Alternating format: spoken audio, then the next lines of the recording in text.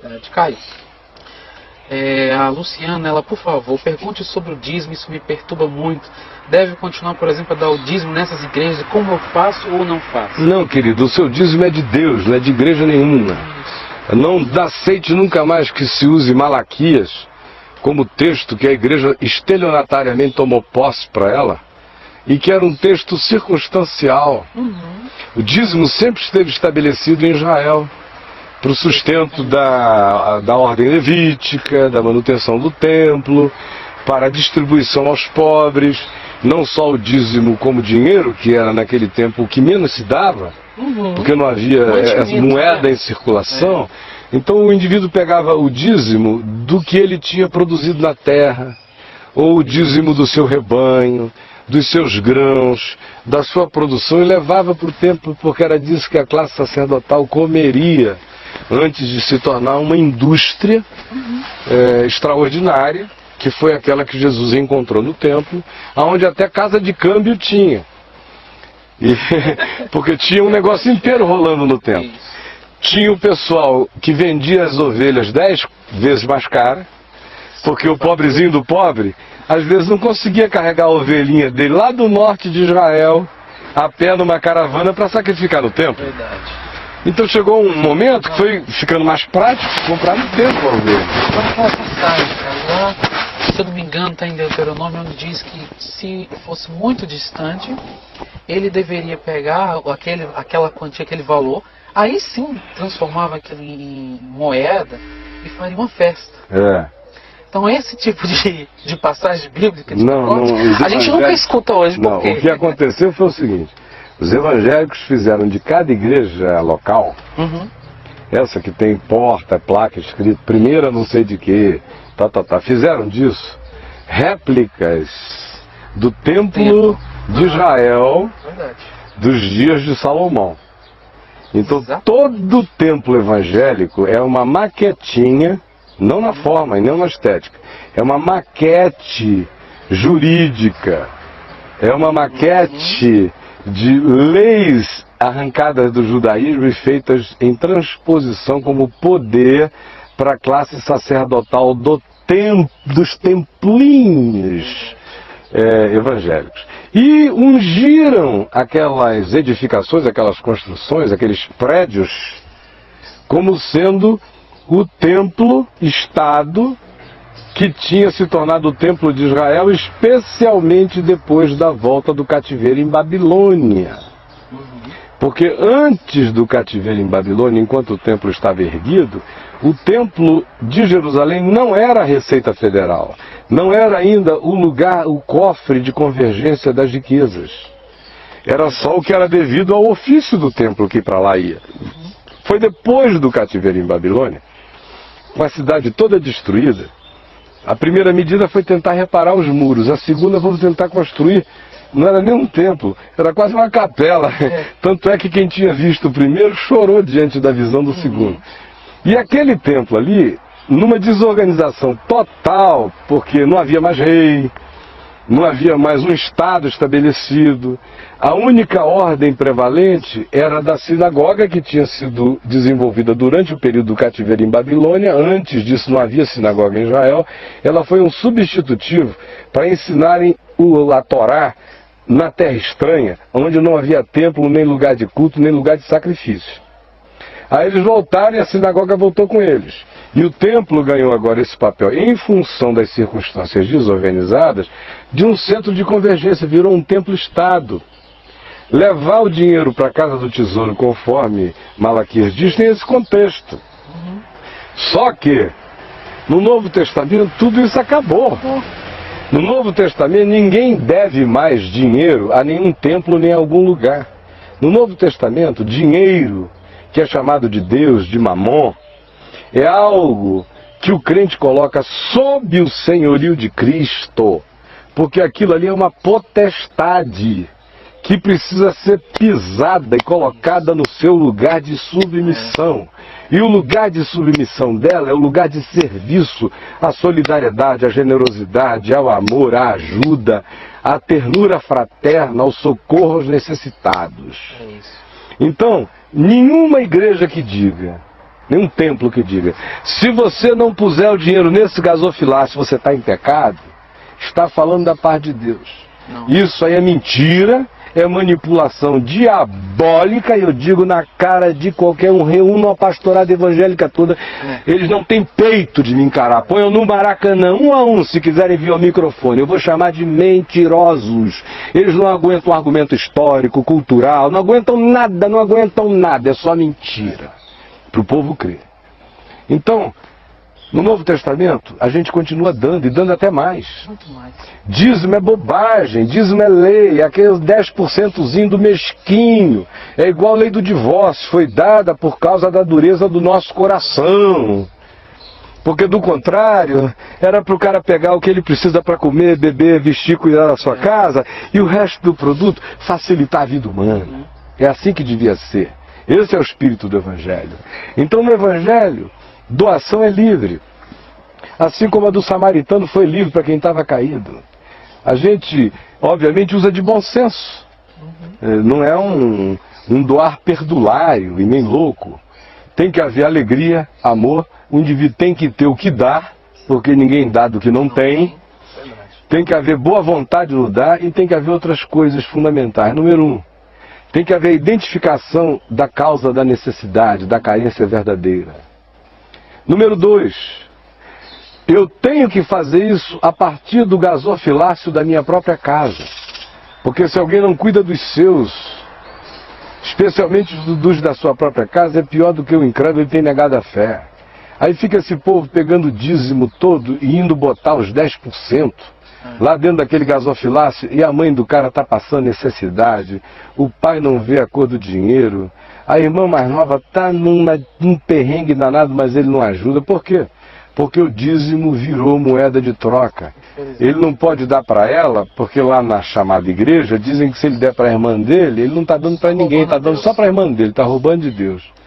Então, como o negócio dele é usar o dízimo para do dízimo supostamente entrar na corrente exponencial de aumento de valores por essa suposta bênção de Deus estilo Amway e Herbalife, então ele não dá para ninguém, ele dá para o tempo, porque só volta para ele se for para aquele canto ali.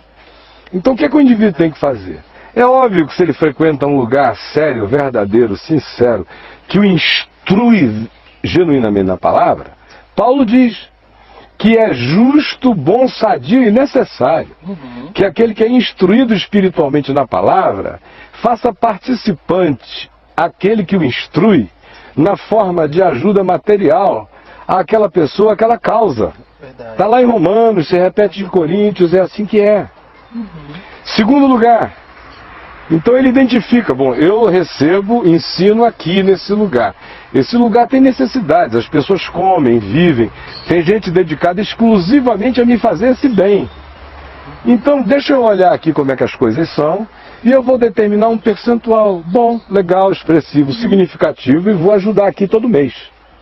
Agora tem uma outra área que tem a ver com o exercício da minha espontaneidade de fé, de amor, de misericórdia, que é sadio que eu guarde, não na poupança, que é sadio que eu guarde para andar de olhos abertos, como João recomendou, para que se eu vir o meu irmão passando necessidade, eu tenha com que socorrê-lo. Então, se alguém me fala de dízimo, não está me falando de 10%, e eu não trato disso como 10%, até no caminho eu tenho dificuldade de usar essa expressão. Eu digo, traga a sua oferta com o nome que você der a isso. Porque dízimo não é. Então, com o nome que você der a isso. Eu nunca dei o dízimo na minha vida. Eu tenho a alegria em Deus de ter dado 70%, 80%, 90% do que eu ganhei a vida inteira. E dou graças a Deus de não ter nenhuma reserva para amanhã. Nem para o ano que vem, nem para o dia seguinte. Eu vou ser mantido pela fé até quando não haja mais nenhum dente na minha boca. Quem vai me sustentar com papinha é o Senhor. Até que eu vá. Porque o dia é chamado hoje. Eu tenho cuidados de responsabilidade mínima com aqueles que eu cuido. Mas eu não estou aqui, por exemplo, para guardar dinheiro para meus filhos no futuro. Eu não faria esse mal a eles. Eu ainda ajudo a minha caçula. Todos os meses ela é caçula, ela está no processo de crescer. Mas eu, como pai, quero que ela cresça. que ela tenha os seus próprios bens, seu próprio recurso para eu poder morrer em paz quando chegar a minha hora. Pais sincero e inteligente, os filhos caminhando, autônomos, com as próprias pernas. Então, voltando aqui à questão do dinheiro, é recomendável que o indivíduo invista onde ele é ajudado e que ele guarde alguma coisa, não para poupar, mas para manter os olhos abertos. É tão fácil, nós estamos cercados de miséria, carência e necessidade o dia inteiro, o tempo todo. Outro dia alguém me perguntou por que eu não começo outra fábrica de esperança. Eu falei, olha, a minha cota está dada. Agora, a fábrica de esperança sempre fui eu. Vocês estavam pensando que era aquele prédio ali? Aquele prédio estava lá há 50 anos, nunca aconteceu nada. Eu fui para lá, aconteceu aquilo tudo. Por quê? Eu sou o cara? Não. É porque o evangelho que estava em mim gerou aquilo ali. Aquilo ali acabou, mas eu não acabei. A minha fabriqueta de esperança está acontecendo todo dia, para todo lado, e ninguém precisa saber. E ninguém me vê levantar e ir ao gasofilácio do La Salle, na hora das ofertas, colocar uma oferta lá, porque eu acho até hipocrisia da minha parte. Parece até que eu estou sendo o primeiro para induzir os outros a irem atrás, como muito pastor faz. Como eu faço. Olha só o meu exemplo, aí vou lá e botar uma nota bem rombuda assim, que supostamente volta para o bolso deles, então aquilo é só um teatro. Então eu não dou lá não, na frente de todo mundo. As minhas eu dou em silêncio, todas elas, e não é diziminho não. É infinitamente mais do que isso e ninguém precisa saber quanto é e nem ver. De modo que eu não estou nem preocupado se alguém lá numa sala diz, o Caio pede, mas ele não dá. Eu estou dando para Deus. Verdade. E os que quiserem de mim esse tipo de teatralidade informativa vão morrer secos, meu irmão. Porque eu não estou aqui para satisfazer esses interesses, nem fazer parte desse tipo de encenação. Eu conheço uma pessoa, uma senhora, que ela não dá dízimo mais. Ela resolveu adotar, entre aspas, uma viúva. Aleluia. E aí do salário dela se compromete espontaneamente a fazer ajudas e comprar, às vezes, coisas que faltam na casa dela. E assim por diante. Eu vejo isso muito mais poderoso infinitamente. Extremamente mais agradável ao Senhor. E aquele que dá ao pobre empresta a Deus. É o que diz a sabedoria da Bíblia. E ninguém deve dar ao pobre para estar emprestando a Deus, mas é Deus mesmo Senão virou que diz. outro negócio. É Deus mesmo que diz, então, pelo amor de Deus, meu irmão, é como lançar o pão sobre as águas, depois de muitos dias tu acharás. No entanto, eu recomendo, se a pessoa é um discípulo, é um cristão, ela se alimenta genuína e verdadeiramente do Evangelho em algum lugar, ela reconhece alguma fonte de emanação, de instrução da palavra para ela também não deve se alienar para o outro extremo. Para o outro extremo. É daí que eu estou sugerindo o bom senso, que é uma recomendação bíblica. Em Romanos, vai lá ler, Romanos 15, 16, leia Gálatas 6, leia 1 Coríntios 8, está tudo lá. Então existe também o compromisso com a manutenção da causa, da divulgação do Evangelho. Não se ata o pé, não se ata o pé ao boi que debulha. Está trabalhando, como Paulo diz, ninguém vai à guerra à sua própria custa. Se tem alguém numa linha de frente e você não está, ajude os suprimentos da trincheira. O que aconteceu é que quando os irmãos não estavam com esse entendimento, Paulo era obrigado a trabalhar. E não ia lá ameaçar, vocês têm que dar, porque não. Não, ele ia trabalhar. Embora ele dissesse, graças a Deus agora, os irmãos da Macedônia, que eram mais pobres, tiveram consciência muito maior do que vocês, me mandaram o suficiente para eu parar de trabalhar e poder servir vocês, que eram todos de fato uns indolentes, ávaros. E Paulo diz assim, eu estou tendo que perder a cabeça e me tornar insensato para ver se eu dou uma chacoalhada nessa incapacidade de vocês enxergarem até o benefício que recebem e serem gratos com esse benefício, ajudando-me a continuar, não precisar passar o dia inteiro furando pano para fazer tenda. Se eu podia estar o dia inteiro, era costurando corações, mas vocês são burros demais para entender isso. Os irmãozinhos lá da Macedônia que tiram da pobreza deles para fazer esse bem a vocês. Cara, eu vejo que a gente precisa, eu falo a gente, colocando todos nós, precisamos ser curados disso tudo. Porque a gente sai do sistema, mas essa coisa nunca sai. Parece que fica sempre um pedacinho, né? E fica de duas formas. E aí vai para um extremo do outro. Agora eu também não participo de mais nada, não enxergo mais nada. Já fui muito enganado, então ninguém me engana mais. Aí, conclusão, ele pune as coisas verdadeiras. Aí o cara faz lá a viagem dele nessas igrejas malucas, caça-níqueis, nesses cassinos com o nome de Jesus em neon na porta, que é tudo cassino. Virou uma Las Vegas horrorosa, não é? O negócio todo é jogo, é mega-sena, é corrente, é isso, é aquilo, aquilo outro. E aí o cara vai lá, fica no cassino 1 ano, 2 anos, 3 anos, é enganado até não poder mais, se dana todo, não consegue mais dizer Jesus não é Deus, porque alguma coisa da graça de Deus deu uma marcada no coração dele.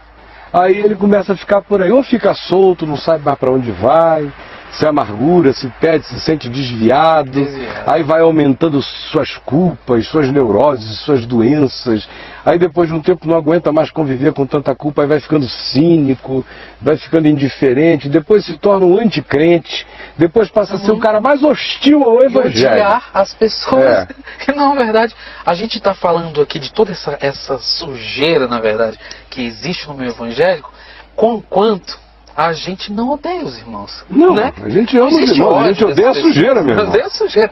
Não, eles começam a ir para o outro extremo e agora acham que você odeia Silas Malafaia. Não, como se ele fosse um arqui-inimigo seu. O Silas não teria nem poder de se tornar meu inimigo.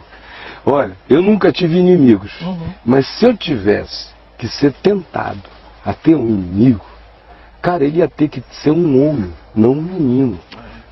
Ele ia ter que ter pelo menos o meu tamanho. Papai me disse, quando eu era pequeno, que a gente não bate com um pequeno porque é covardia. Do mesmo tamanho, não deve, porque não faz mais do que obrigação. Se você tiver que brigar, briga pra cima. Por isso que a minha briga é com o diabo, não é com o Silas.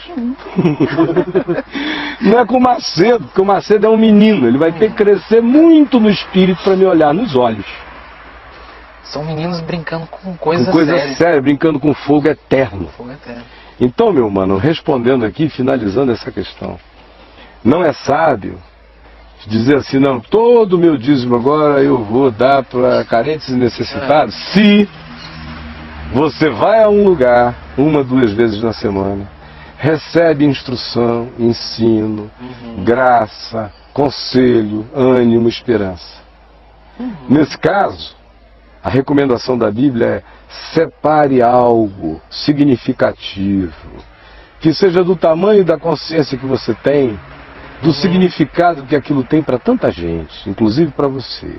E ajude aquele movimento de divulgação do Evangelho a continuar a crescer e se expandir. E não puna os seus guias espirituais sérios que estão pregando a palavra com a avareza que você herdou dos traumas oriundos dos lugares que você frequentou. Isso de um lado. De um outro lado, para o seu próprio bem, porque a coisa mais alienante que tem também é o seguinte: é o cara dizer assim, eu separei o meu diziminho, tá aqui, eu vou levar lá para a casa do tesouro, no caso dele ainda ser esse crente judaico, malaquiano, mas se ele já não é desse tipo, ele diz assim, eu vou levar lá para a igreja, eu vou levar lá para o nosso grupo, para a nossa reunião, sei lá o que for. Pode até ser aqui no Caminho da Graça. Eu estou falando isso contra mim. Mas estou falando em favor do Evangelho. Aí eu vou levar lá para o Caminho da Graça o meu dízimo, porque eu confio tanto no Caio. Então tudo que eu ganho, eu separo o dízimo e eu boto lá. Ele pensa que está me lisonjeando? Não. Eu quero que ele seja homem o suficiente, lúcido o suficiente, crente o suficiente, para que ele saiba que ele não tem dívida nenhuma lá, ele só tem o privilégio da gratidão adulta, de virar um varão de Deus mesmo, e chegar e separar uma coisa significativa pensando no seu bem, no bem dos outros e dos outros que ainda não foram alcançados e poderão ser com aquele recurso que vai se transformar em divulgação do Evangelho. Mas, de um outro lado, eu espero que ele não ponha os 100% dos 10% ou dos 20% ou dos 90% que ele queira dar lá, não. Eu peço a Ele que não faça isso para o bem dele.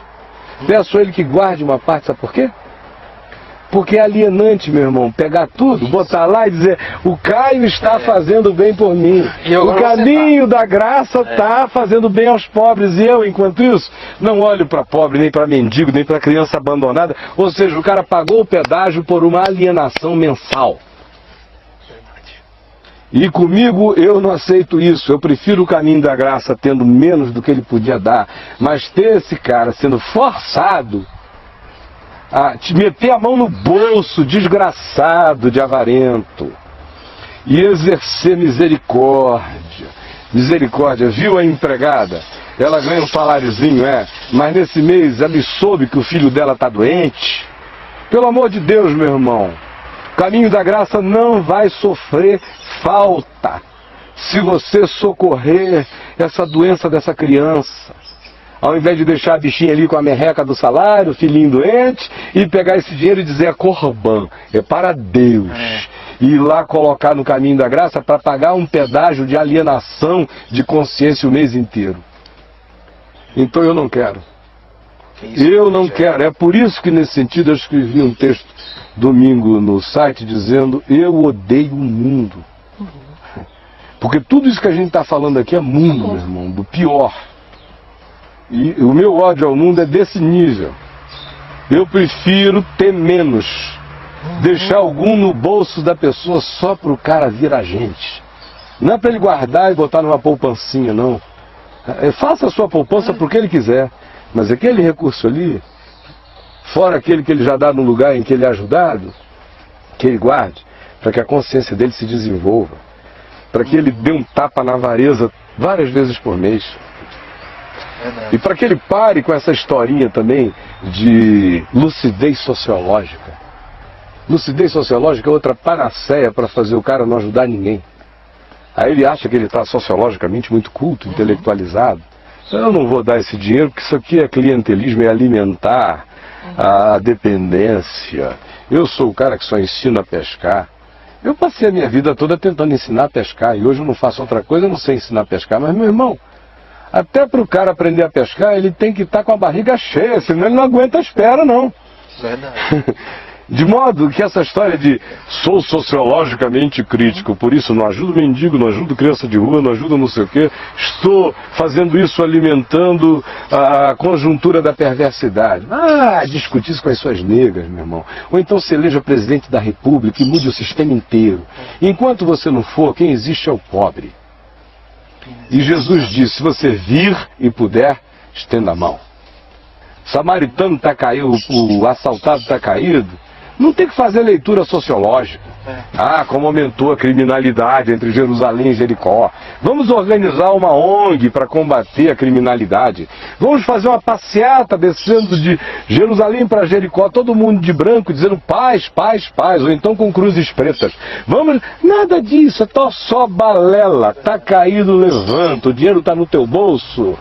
Unge o homem com o teu recurso e o levanta dali em nome de Jesus. A diferença desse suposto mais bem sucedido e do pobre, pelo menos para mim, é a misericórdia de Deus. Ele não tem nada mais do que o outro. Ele só não foi assaltado. Ele está ali no caminho. Porque se ele for assaltado, ele pode ter a grana que tiver, o Bill Gates. Mas, meu irmão, se ele subir no complexo do Alemão e ninguém souber que ele tem aquela grana toda, porque se souber, eles sequestram para pegar o dinheiro. Mas se não souberem que ele tem a grana toda, o que vai acontecer é que ele vai levar um pau danado, vai ficar estendido no chão e vai ter um monte de crente passando pelo gringo, todo ferido. E vai dizer, eu não vou parar porque o dono do morro pode achar que eu estou contra ele por estar socorrendo esse gringo, eu vou descer, ou eu vou orar por ele ali no templo, ali embaixo no pé do morro, ou eu vou não sei o que, a mais. Se o Silas Malafaia souber que o Bill Gates desconhecidamente levou uma surra no alemão e está jogado lá, ele não vai subir o alemão para levantar nenhum caído e mendigo, mas o Bill Gates ele contrata um helicóptero para pegar e resgatar, porque é a chance que ele tem de se tornar sócio da gratidão do Bill Gates e da Microsoft. Eu só estou citando o nome dele porque ele sabe perfeitamente que eu sei, e ele sabe que é assim que ele faz. E ele não me é um desconhecido. A gente já se sentou à volta da mesa muitas vezes.